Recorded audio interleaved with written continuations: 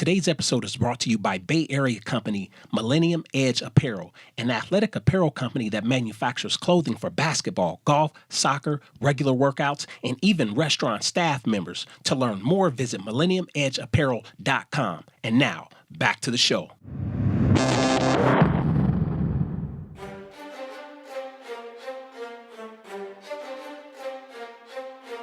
Welcome back to the show, ladies and gentlemen, boys and girls, heroes and villains. I'm your host, Deshaun Fauntleroy. I know your time is precious, so we're going to get right into today's show. In today's episode, we're going to be discussing episode 6 of Last Chance U, season 3. And within that, I have a few bullet points that we're going to be breaking down. We're going to be discussing how to make the most of setbacks, coach-player relationships, and life after sports. What we're going to discuss today is when you find yourself in a situation like the kids do at Last Chance U, and even you can argue coaches to a degree, but more importantly, we're talking about the athletes that wind up at Last Chance U. And what I found in my research is that there's a lot of kids that you don't see in the episode that really made the most, and they kept their head down. They were either too boring for the camera to get, or they chose not to be on camera. And I'm saying that because I've done the research. And what I will say about Coach J.B. Brown, he got, I think it was almost 40 or more than 40 kids Division I scholarships after this show. So within that, you only saw like a handful, maybe 5 to 6 characters who were really portrayed in the episode. But 2 characters in particular that I would like to highlight. One, Calvin Jackson, and there's a kid, Chad Davis, that's a free safety. Both of these kids are at Washington State University now playing this fall. As I said, how to make the most of setbacks. What I want to encourage you is if you're a student athlete listening to this, you're a sports parent, or you're a coach, is when you're a student athlete, you find yourself in a situation where maybe things didn't work out at your first school and now you're at a junior college. You have to figure out a way to enjoy and appreciate the moment while working through adversity and hardship. And we've discussed this in past episodes where Leland has commented, the first thing you have to do is point the finger at yourself and take responsibility for what's probably your bad habits. So in my workbook, and you've heard us talk about the Sports Mastery workbook, we're talking about habits. So if you're listening today, I want you to pull out a sheet of paper, push pause if you have to, and I want you to draw a line down the center horizontally, and then draw a line across horizontally, and draw a line vertically in the center where you have 4 quadrants. In the top left quadrant, I want you to mark A. In the top right quadrant, B. In the bottom left, C. In the bottom right, D. So in the top left quadrant, I want you to write habit that is holding me back. And then underneath that, write bad habit. In the right quadrant, the upper right quadrant, I want you to write B, you've already wrote that, successful new habit. In the bottom left, I want you to write consequences. Now in the bottom right quadrant, I want you to write benefits. So let's go back to the top. Let's take some of the athletes that we've seen on all of these episodes and seasons of Last Chance U. So for illustration, we'll take a few bad habits. One of your bad habits can be smoking weed, and particularly when you're frustrated, angry, or upset, either with your coaches, teammates, or a family dynamic. Another one of your bad habits could be missing class 1 to 2 times weekly. The third one could be making tactical and technical errors in practice and during games. So what would be the consequences of that? So now let's go down to the bottom left quadrant. You can see how simple this is. Less play time. It could be no play time at all. You could be removed from the team. You can get kicked off the team. Are you following me? So let's step up to the top right quadrant. What is your successful new habit? One, it could be meeting with Miss Pinkert every day or a trusted advisor. You can make it a point to attend every class, not to miss class, but more importantly, make it a habit to sit up front every class. And number 3, your successful new habit could be studying film and studying your playbook with your coaches. Learn how to bug your coaches by asking questions or getting extra time either before or after practice, or before meetings and after meetings. So what would be the benefits of this? One, you're going to feel better. You're going to increase your confidence because you know more. You're going to increase your confidence in the classroom. You're going to get better grades, and you're probably going to get increased playtime. Now, I know some of y'all are probably saying, you know what, this is simple, this is easy. And I would say that you're 100% right. It is simple, it is easy. But how is it that we find certain kids that are 18, 19, 20 in these situations? Now, what I want you to consider is, what if they were going through this in the 7th, 8th, and 9th grade? These are the things that we're working through with our athletes, where we're getting them to think. We're working on their cognitive skills. We're showing them how to solve problems right now. So when they do encounter stress, when they do encounter temptation, they can overcome that because we've already discussed it. We've already visualized it. We've already worked on strategies and solutions. So that's what I want y'all to consider. Think about if they were covering these things in 7th, 8th, or 9th grade. Once again, I have my host, Leland Johnson, on. We're talking about making the most of setbacks. Leland, I know you've worked with you have a few kids that are at Boise State right now. You have your son that's at the University of Nevada, Reno. These are things that we talk about, you know, when we consider insight, hindsight, and foresight. So we know setbacks are going to come in one way, shape, or form, but it just depends on the severity. What's your thoughts on this topic? I got a young lady, India Fly, who was a pretty good player here in Oregon. She won some state titles here with Oregon City. Was blessed to get a scholarship to New Mexico.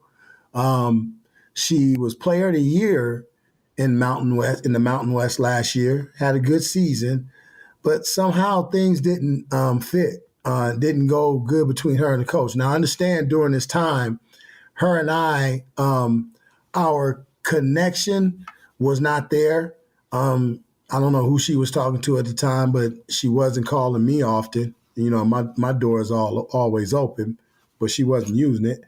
But something went down between her and the coach, and she decided to make a move to called me one day and was like, I'm losing the love for the game. And we talked, and she felt like making a move to another school would possibly be the best thing for her. She goes to the school. She runs into some issues there with some of the teammates, got some money stolen from her. We decided that wouldn't be a good place. So now she's going to a top junior college in Texas.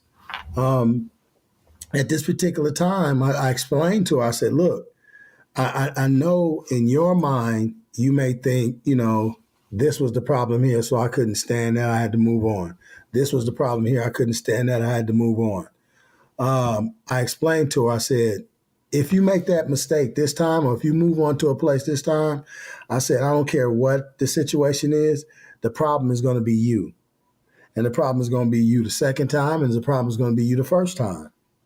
So I said, you have to understand that. So right now we're in that transition of hoping that she understands that, one, some of the issues that went on in New Mexico she probably could have overcame them.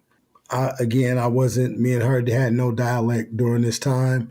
I really felt we could have got over it, but when I came in contact with her again, she was pretty much done with that.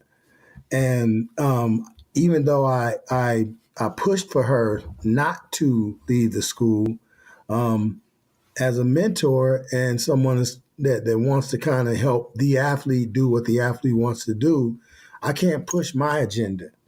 I have to find out what her agenda is. So when she made the decision to go to junior college, I was wholeheartedly in with her to do that. You know, something happened again, and I'm down with her. But as a mentor, I have to also be honest with her and tell her, look, I'm 100% behind you. And when she comes home, she trains with me. She just got through training with me a couple of days ago. I'm 100% behind you. But if this happens again, I'm going to look at you as the problem. And she fully understands that. And before she left, I told her and her grandmother, I said, look, I think your mistake was you guys didn't utilize me before when you made your decision on what school for her to go to. I said, don't make that mistake again. So only thing you can do is sit back and wait and see if that mistake is going to be made.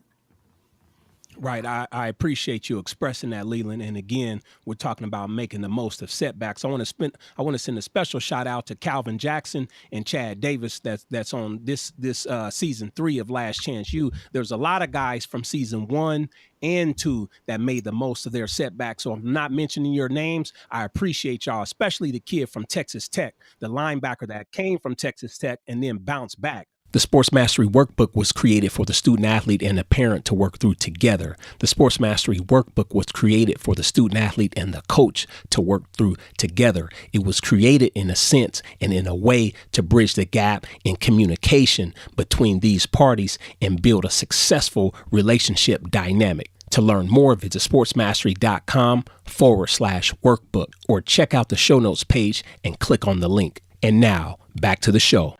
Now, as we transition, I want to get into coach-player relationships because there was a particular scene in episode 6 where Bobby Bruce, I think he was moving a little slow. He was moving a little slow for Coach J.B. Brown. So Coach J.B. Brown had some choice words. He was like, take your motherfucking ass home. So Bobby got into his feelings. He walked off the field. And he went to his dorm, started packing his bags. And we've talked about this before in terms of cognitive dissonance, going through the fight or flight stage. So Bobby calls his girlfriend, who then calls his mom. Then mom calls his high school football coach. It gets back to Coach Brown, and they pull him into the office and they have a conversation. So Bobby, he's at this point in the scene, he's particularly frustrated with not getting playing time. He's tired of getting yelled at, and he's tired of getting cussed out. But Coach JB is like, how am I supposed to play you when, one, you're smoking weed, you're missing class, and you don't know all the defensive schemes?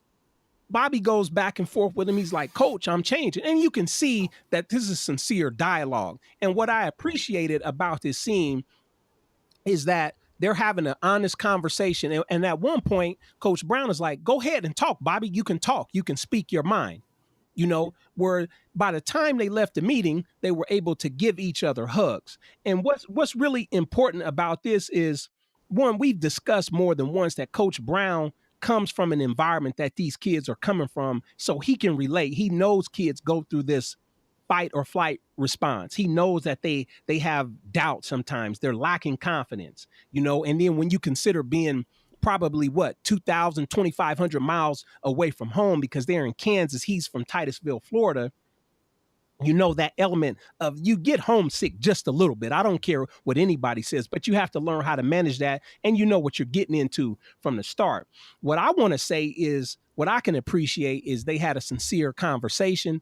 And Coach JB, I really feel like he's the truth, where I've had situations personally. We have athletes now where they can go in and have a conversation just to express themselves in a professional way to the coaches about their likes, dislikes, what they could do better, or simply asking questions. And some of these conservative coaches out here, they'll listen to you, but then the meeting is over and it's from a dismissive standpoint.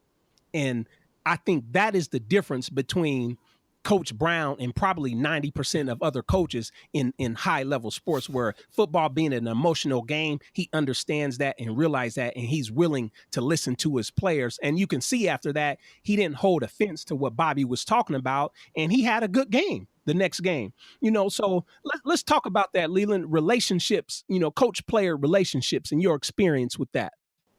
Well, no, let's talk about, because we've criticized him in the past. We criticized the coaching staff in the past of not using tools to get a better understanding of where players' heads were. And I remember episodes prior, we went in on coaches like, man, I don't feel like he's taking the time to talk and conversate. Man, this episode here, he did exactly what you and I probably would have did. He set him down. He knew whatever he was thinking in his mind. You could tell he was thinking some shit in his head, but it was like, you could also tell he was like, having a fight with himself, saying, "Look, dude, whatever you feel, shut up. Let the boy talk. Let him say what he got to say and see what's on his mind." Even though he may have felt like, "No, I already know what he's gonna say because I know what he's doing to be in this position." You know what I'm saying? The beautiful thing was he let him talk. He let him feel like he had an opinion, even if in the end his what he had to say it's not going to get him anywhere. It probably isn't. But what he got to do was voice his opinion. He got a chance to air out the way he felt, and like you said, it all resulted in his play.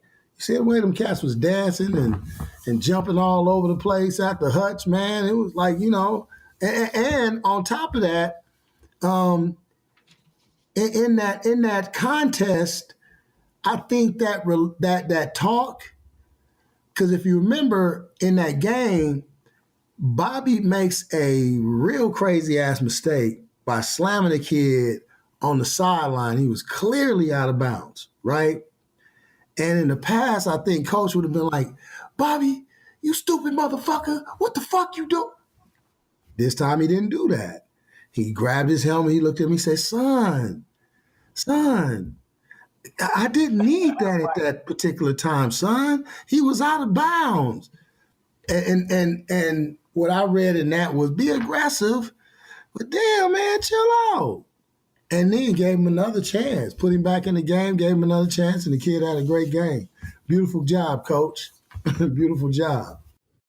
Yeah, and what I really like that whether Coach Brown had planned that on purpose or instinctively or intuitively, it was a great display of social and emotional intelligence because he gave the kid a chance to prove he listened to him in the meeting, and then on that game day when he did get that flag, he didn't flip out on him, and they gave him another opportunity. And I think did he make like a couple big plays back to back, and there was like a 4th and 1 or a 4th and 2, Leland? Yeah, he made some humongous plays. I'm like, damn, Bobby. Plays I didn't think he could make. I mean, Bobby's a hell of an aggressive kid. And even when I was watching this film from his high school film, the first thing after watching this, excuse me, sorry. After watching this high school film, I said to myself, boy, that boy is aggressive. He is aggressive. But I wonder how much do he know? I wonder how much of the tactical side of the game he knows. You know what I'm saying? And as you can see, that was one of his issues. But I also feel like, just like I've said in the past, you often show what type of athlete you're going to be by, if you're a great, put it this way, if you're a great student, if you're a pretty good student and you take instruction well in the classroom, then you're going to take instruction well on the field. You know what I'm saying? And that's one of Bobby's biggest issues. Because I was going to say right now, Leland, I have a kid, that's at a Division I AA university. He came in as a corner, then he got rotated to the nickel back, and now they've moved him to free safety. So he's been all over the place. The good thing for him is that he knows the cornerback position, he knows the nickel back, and now he's learning how to play safety. So he's running with the two. So when that opportunity comes, it could be at corner, it could be at the nickel back, or it could be at safety. But for him, this transition has been frustrating because since being at this school for the last 2 years, he's gone through 3 different position coaches. And each time a coach comes in, they have their own methodology or theory on where they want to play certain players. And then let me offer you this information. Let me offer you, because I had to explain this to Majid, and this is something that you probably want to share with Brian. See, there's also talk that's going on amongst them that you don't hear and that I don't hear. I can hear it because I've seen his scenario before, and when I say I can hear it, I'm speaking in terms of when I see certain things happening, I can pretty much predict what the situation is. And see, there's some talk going on. Like you said, he's moved on. He's moved around to 3 different positions, right? And I had had this talk with Majid, and the talk amongst the guys is this. When he looks at his teammates, they said, "What are you playing on?" "I'm playing safety." Okay, and then the next time he said, "What are you playing, corner?" Or "Hey, what are you playing, strong?" Dudes begin to look at you like, "Okay, bro, do you have a spot?" Because that's what's going on in his mind. Because that's what was going on in Majib's mind. And what I told Majib was this: stop listening to what you hear niggas talking about in the locker room, dude, because they don't know. They're also looking at if they decide to play you in a certain position, then that's going to affect them on the depth chart. The best way to keep you off kilter is to keep your confidence level down, keep you in doubt. When you shut all them dudes out, and then you say, okay, what position you got me play? Okay, I'm going to go into that position wholeheartedly. Whether you get it or not, if you show that coach, that position coach, that your approach is to do the best that you can do, win or lose, you win. Because he's going to say, yeah, he didn't get it, but his fucking effort, dude. And I've seen a plethora of and even heard of a plethora of professional coaches make their decisions on effort and consistent effort. He may not know this, but that boy is aggressive, and that boy got a motor. I'll take the boy with the motor. One of the most famous cats to ever play the game, that had a motor, that didn't understand the game, but had a whole fucking motor, and that motor kept him in always, was John Randall. And when his brain, his understanding of the game caught up to that motor, my God, Hall of Fame. Yep, and one thing I want to allude to, Leland, as I get to the end of this example with this particular athlete, is that the difference between some coaches and a Coach Brown is just taking the time to meet with the player, let him voice his opinion, and then really take that into consideration. So where I'm going to here, and I want y'all to bear with me, is, part of our conversation through text. So on one particular day, I say, "How are you feeling?" Been running in and out with the twos. Lots of safeties also getting reps. Feel like I'm getting the short end of the stick on reps, though.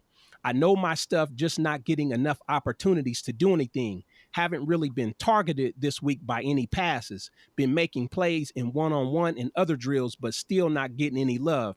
Not sure if this is some type of head game the coach is playing or it's something else. Then I ask, when will you be free to talk? Then I send him another text. Remember, this sport is a meat market. It's a long season. There will be injuries. Stay ready. So he said, free to talk in a little, 30 minutes. And he said, got to do some stuff in the training room and then call my pops real quick. Does about an hour work. So I tell him to hang in there. We got to see this through like his high school experience. So we talked. And then a couple days later, I asked him, how are you feeling? Did you get a chance to meet with your coach? He says, yeah, I talked with him. He just kind of deflected me and said he needs more production out of me to move up. Reps are getting cut down now, so probably not going to have many more chances. So I'm just trying to have the best week I can and just keep moving. Nothing else I can do. And I said, yes, stay with it and keep learning. Your turn will come. So then from that point on, I said, you got to look inside of yourself. Trust your intuition and figure out ways to out-hustle and outsmart the competition. He said, just got out of meetings for the night. And I asked, how did today go for you? He said, it was okay, did my assignments, no action really. So I said, keep believing in yourself, have faith, keep competing, and take, bully, or steal reps whenever possible. It might be time to cut certain friendships and get more business-like. He replied, yeah, I agree. Kept my interactions pretty minimum today so I can really focus and do things correctly when given the chance. Just got to keep doing things right and hope to catch a break along the way. From that point on, I said, what's got to happen now is that when you're in, you got to be trying to knock a guy out at the point of impact like a Steve Atwater or a Ronnie Lott. Piss the offense off. He said, definitely. With everything going on, I just don't know what I'm going to do if it isn't enough and I don't make the cut. So from there, I said, you're going to be his name. And then I said, rephrase the inner dialogue. I'm more than enough. I'm the baddest motherfucker out here. Don't worry about the future. Win the day. One practice, one meeting at a time. So you can see when you talk about how Coach Brown relates to his players and how other coaches take a more conservative or more dismissive or smug approach, you can see the importance of mentors in a kid's life. And he's going to be fine. He's not going anywhere, and he continues to have a good attitude. A good attitude. Leland, I know you want to speak on this, so let's hear it. I think I'm glad you allow me to even speak on it. That just goes to show how open we are with each other. What I would have told Brian was this, and even up to the later dialect that you guys are having with each other, I feel like what he's doing is he's causing the stress himself. Instead of thinking about the reps that he's getting, instead of minimizing his focus to okay, if you're going to give me 2 reps, okay, I'm gonna be prepared for it. The best 2 reps. And that's the one good thing that you taught him. That's the one good thing you told him. I kind of wish you would have pointed the finger back at him, kind of, because then if you Oh, we've had that in conversations over the phone. just like So that's the part that you're not seeing or hearing. yeah, just telling him, dude, you're the one that's causing a lot of this. You're causing a lot of this all of you thinking what the coaches are thinking. That's wasted energy because you guessing. Why don't you just take care of what you got at hand? You know what I'm saying? If you getting 2 reps a game, then fine. 2 reps of practice, then fine. Like you told him, the 2 reps you get, just make sure you knock the fuck out of somebody. You know what I'm saying? Make sure you not accidentally take somebody's helmet off his head. And then when the coach look at you, motherfucker, well, at least he fucked that boy up, boy. Did you see that shit, coach? Yeah, I seen that. And one of the things, I want to transition to is life after sports. There was a particular scene when Miss Pinker was talking to Bobby Bruce and she was expressing, you're more than an athlete. What are you going to do after football? And at the time, she didn't really have any answers for him. The unique thing about this is when I did some research on Calvin Jackson and Chad Davis, 2 of the kids that I was telling you about earlier, that's making the most, of their situation or the most of a setback as far as being at a junior college, is both of those dudes are pursuing degrees in sports management and sports administration, where they're already thinking about life after football. And they're like anybody at the junior college or Division I level, they do hope to play in the NFL, but they're realists in the sense that I want to be a part of the game, whether it's in sports management or sports administration, being a coach, an athletic trainer, an athletic director. I thought that was really compelling, and it's things that like that aren't being mentioned in the show. And I think at certain times, because certain kids are boring or they're not drawing negative attention to them, the positive things about what kids are doing at like a East Mississippi Community College or Independence Community College in Kansas are being missed, because there's some great lessons that we can find here. What's your thoughts on life after sports, Leland, when you talk to your athletes or what I've just discussed here? Well, I have 2 interesting situations that come to mind. One is with Coyote. When me and Coyote start really working to pursue his football career, the first thing that came out of my mouth was when I seen him, I said, you an NFL prototypical, right? And he said, what do you mean? I said, you fit all the NFL measurements for a defensive lineman.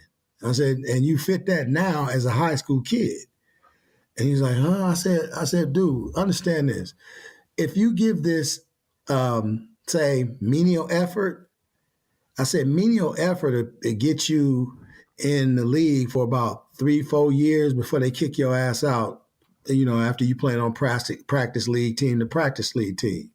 I said, if you give this a real good effort, I said, there's a chance you could play this game for about 5-6 years, get out, and then live your life after that. When I said that to him, the one thing that made me want to continue to work with him, he said, "Man, that sounds like the ticket." He didn't say, "Nah, man, I want to play for 15 years if I got to." I don't want to deal with a person that's like that. You know what I'm saying? I want to deal with a person that understands that my body has a shelf life. And after a while, I'm not going to be able to do this shit no more. I'm going to have to do something else. The other story is my son, right? I remember, Jazz is probably his fifth. It was his after he left Benson. No, after he left Milwaukee. My fault. After he left Milwaukee, a reporter from the Oregonian, I guess I don't know, he wanted to sensationalize a story or conjure up a story in some negative way. But, they approached me to do a story, and the title is, when they had said something to me before, mentioned me before, they mentioned me like I was this overzealous dad who I guess was, trying to sell my son's services to different schools and shit like that, from a basketball standpoint. So I guess he hems me up and he does an interview and he asked me, "So why did Jazz leave Benson?" And I was like, which is well reported. I said, because they were cutting classes and they was getting and rid of great teachers that was at Benson High School, great young teachers. Young, I'm talking about 24, 25 years old. You know what I'm saying? Energetic, wanting just to want to change the world type teachers, right? I said, you guys were firing those type of teachers. So I had to find an institution for my son to go to. And he goes, "You sent him to Milwaukee?" I said, "Yeah, inside Milwaukee is a charter school." And he looks at me. And I immediately, because I'm hip to the political thing that's going on with schools and charter schools, you don't want to open that can of worms. So he just moves on. "Oh, okay, all right. So yeah, well, why did you leave Milwaukee?" So that had to be a basketball move. I said, "No." I said, Lake Oswego is a college preparatory school. And Jazz carries a 3.75 grade point average up to this point. No, 3.85 grade point average up to this point. And I know he was chomping at the bit to go, "I can't wait to do my research to find this one out." But he's having a conversation with me. Oh, really? I said, "Yeah." I said, "Man, every move we made had nothing to do with basketball." I said, "As you can see, we committed by his sophomore year. He committed to UOP, and UOP is after Stanford, the most prowess, academically prowess school on the West Coast." I never got a chance to do a follow-up story.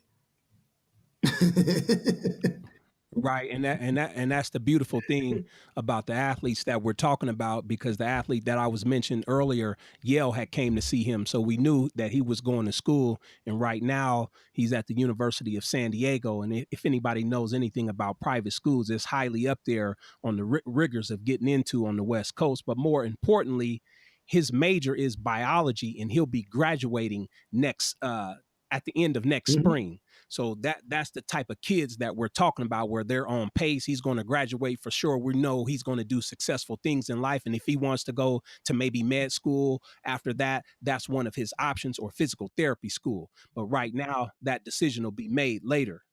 You know, the funny thing? What's that? And this is the thing with men, and this is just between me and you. Yeah. When we describe Majib and Coyote, we kind of describe Coyote as the dumb one, and Majib as the intelligent one. And the funny part about that is Coyote has one of the highest GPAs on his football team. Yeah. I think last year he had the highest GPA. Yeah. I hope he don't hear this. He might be a little upset with you at that comment. No, he won't. He won't, because he know my candor, he know my humor, and he know how I am. Our love is just that deep. So right. And the beautiful thing about all of this is we're talking about life after sports, really going there to get your education, but thinking about the future in case you bust a knee, in case you tear up a shoulder, in case you tear up an ankle, you have something to lean back on with confidence. But more importantly, you have an identity outside of fucking football or sports. That's what we're talking about. And I can directly relate to this because I played football for many years up until I was 27 years old. And it was a slower transition. Now, I didn't know that I was going to get into the exercise science industry. I didn't know one day that I would get into podcasting, even though, I had majored in communications, minored in health studies, took an excessive amount of elective classes in psychology. And I remember one day at the end of my playing career, my uncle, he was like, why are you still playing? You could have a job at a marketing company, or you could be working for one of these broadcasting companies. And, as I reflect on it, I think sometimes people see talent or gifts in you that you don't see at the time. And it would have been better. Maybe he could have went a little bit deeper, but he saw something. And this is the part in sports mastery where we see something in our kids and we definitely make sure we deliver that to them, where we constantly deliver that message, where it's more than one conversation. This is continuous. But see, part of that was your uncle having his own idea of what your happiness would be. And, again, first thing he should have asked you was, what would you be happy doing? What would you be happy doing? You know what I'm saying? And I think that was the one thing with Jazz. And early on, I remember the day I asked, I said, well, what would you be happy doing? And he said, I want to play, I want to do this. I said, but you can't do that all your life.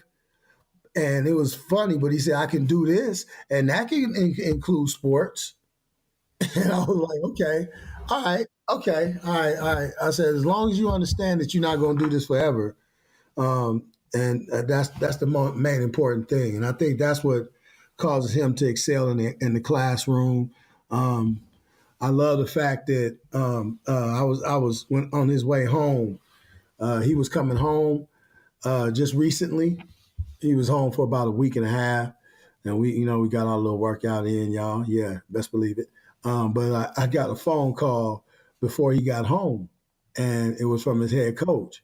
Now, I often tell Jazz this, and I say, Jazz, this is the one thing that you need to understand. Head coaches, college Division I head coaches don't call cats parents to go hoop and hop and shoot the shit. They don't. Because he knows that can be easily mistaken as a promise. You know what I'm saying? I'm calling you and having a conversation, so that means my son was going to play a lot, huh? I said, there's two reasons why your coach calls me, and we had these conversations. One is I'm a realist, and he know I ain't on your job just to be on your job. And if I tell him something, then he know that's what it's going to be. And two, you walked your ass up in there and you laid it down. You laid it down by running the fastest mile time, by being this summer's #1 hardest working athlete amongst your teammates voted you into that. By doing all of that, that's why he picks up the phone and he gives me a phone call with comfort. That's why when he flies into town, he go, Leland, I'm over at the Beaver Tube. My son's playing in the tournament. Come over and holler at me. And we actually shoot the shit. I don't talk to him about you. I don't ask him how much playing time you're going to get, because me and you are going to determine that. You know what I'm saying? My relationship with you and how you put out amongst them cats, that's going to determine how much time you're going to get. And the relationship is beautiful. And I've even told you that, don't get it misconstrued, because Jazz's relationship with him ain't, oh, coach is great. Coach is great. Jazz's relationship with him is like this. Man, that motherfucker can go off on your ass at any given time. I just know how to deal with this shit. And every time he lets me know he has that understanding, man, I get so happy, because that's the trick. That's the trick that he's gonna have to use one day in the business world. Exactly. You know, Ladies and gentlemen, if you're listening to this, we've been discussing making the most of setbacks. We've been discussing coach player relationships and life after sports. The ball is going to stop bouncing one day. One day, you're not going to hear the cheers from the crowd. And I really believe if you're listening to this episode, you can take some nuggets out of this that will help you, that'll lead you to a quicker adjustment in life after your playing career is over. Now, as I said before, there's things that you can take advantage of here. One is the sports mastery workbook. Also, you can take advantage of the sports mastery course called the Edge. That's going to teach you and show you how to take effective action. It's going to show you how to develop discipline. It's going to show you and express to you how to develop a growth mindset, and it's going to show you how to expand reflectively. Now, within this course, it's also assignments and it's very interactive. If you're sports parents listening to this is definitely for you to work through with your athlete. And it's the same with the workbook. It's not just a read, it's also assignment based and interactive. And I would stress that the earlier that you can start working with your athletes from a cognitive standpoint about the game, seventh, eighth, ninth grade, before they get to the rigors of varsity or college athletics, you're putting yourself in a better position to not only succeed athletically, but more importantly, academically. Leland, is there any more, when you consider episode 6 of season 3, Last Chance U, what are some of your closing thoughts or things that you would like to discuss as we get into the fourth quarter and close out? I was glad to hear Coach make a statement. He says, "You know what, man?" He said, "A wise man changes, and only a fool stays the same." And I had questioned Coach early on because the way he had did things, and in early episodes, you and I said, "Yeah, it's gonna wear thin with those people upstairs." I ain't worried about that now. You know what I'm saying? I know Coach is highly intelligent, and he knows that don't just apply to his kids.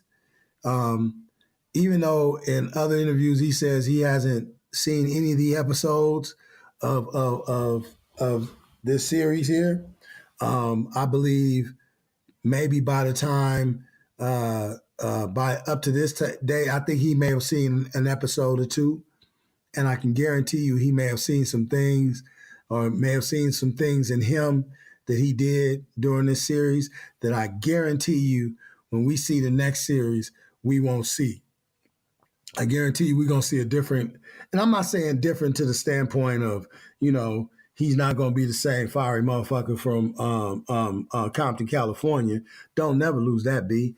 I'm saying you probably won't see what went on the sideline in episode 4. You won't see that. You won't see him probably lower himself to call an athlete a bitch ass motherfucker. He'll probably find a more subtle way of saying that. He just won't use the B word. You know what I'm saying? Because like I said before, even in the episode, I know probably some people gonna say, "Yeah, Leland's crazy," but I had kind of agreed with him when he made that big blow up on the sideline, because I said someone had to let Malik know that, nah, boy, I'm the boss. You know what I'm saying? And to a certain extent, when he blew up like that, you can see Malik cower down and kind of like, yep, ooh. Yeah, he let the wolf come out. Yeah, because he let the wolf come out. And sometimes again, I'm gonna repeat, with those type of kids, it's needed. It's needed. You know what I'm saying? You have to let them know. I was just at our little spot where we work out at. I asked the kid, they give us one half of the court. I asked him to move off the court, and the kid wouldn't move off the court. I had to bark at him, just to let him know where I came from. The sad side of that is I had to bark at him. I ended up finding out there's no male in his life. But, the very next day when he seen me, there was some respect there.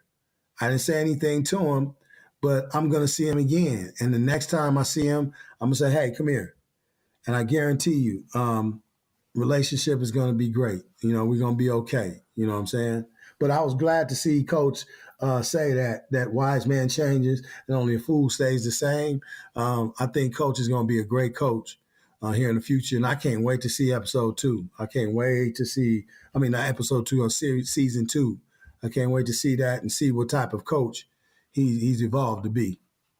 Yeah, as we close out, I want you to head over to iTunes and give us a rating and review. Also, you can email me through the site where I have a contact page at sportsmastery.com. You can also send me a personal email, deshaun@sportsmastery.com. If you have any critiques, questions, criticisms, statements, comments, send them to us. We want to make this a better show. We're getting into the hundreds with episodes now, but you guys and the men and women, boys and girls, y'all that are listening to this, y'all are what's making this happen. It's your support that's making this go on. And we want to keep constantly evolving. We want to keep changing. We want to figure out ways to make this show better. So what do you want to hear? What do you want us to comment on? What do you want us to discuss?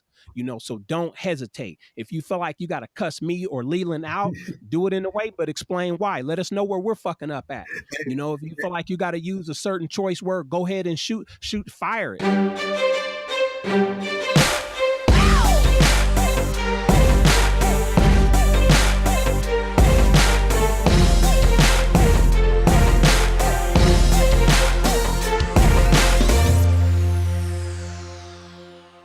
The Sports Mastery Workbook was created for the student athlete and the parent to work through together. The Sports Mastery Workbook was created for the student athlete and the coach to work through together. It was created in a sense and in a way to bridge the gap in communication between these parties and build a successful relationship dynamic. To learn more, visit sportsmastery.com/workbook or check out the show notes page and click on the link.